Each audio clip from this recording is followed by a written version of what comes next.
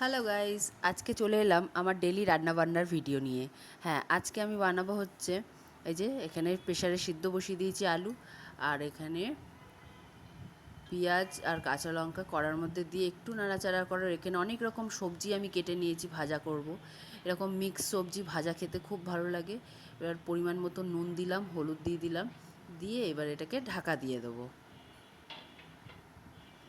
এই মিক্স ভাজাটা খুব ভালো লাগে খেতে। এই যে ভাজা হয়ে গেছে, আমি ঢেলে নিলাম।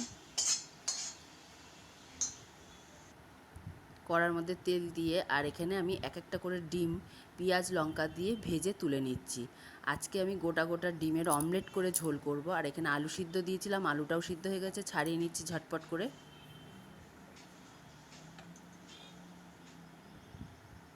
এক হাতে কাজ করতে একটু সময় লাগে, তাড়াতাড়ি করে ছাড়ানো হয়ে গেছে আমার। কড়ার মধ্যে তেল দিয়ে দিয়েছি, তেজপাতা ফোড়ন দিলাম, আর এখানে পেঁয়াজ দিয়ে দিলাম কুচানো, দিয়ে একটু নাড়াচাড়া করার পর হলুদ দিলাম, এই নুন দিলাম, হলুদ দিলাম, লঙ্কার গুঁড়ো দিলাম, একটু জিরের গুঁড়ো দিয়ে দিলাম, দিয়ে ভালো করে মশলাটাকে কষাচ্ছি। এবার টমেটোও দিয়ে দিয়েছি, একটু জল দিয়ে কষাবো মশলাটা।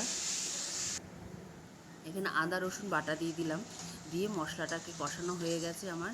আর এখানে আলুগুলোকে দিয়ে দেবো, দিয়ে একটু কষিয়ে নেবো আলুগুলো মশলার সাথে। এবার পরিমাণ মতন জল দিয়ে দিলাম, দিয়ে ঢাকা দিয়ে দেবো।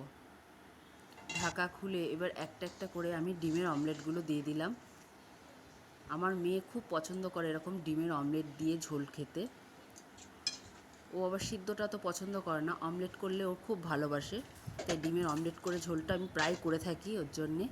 এই যে গরম মশলা ছড়িয়ে এবার নামিয়ে নেবো।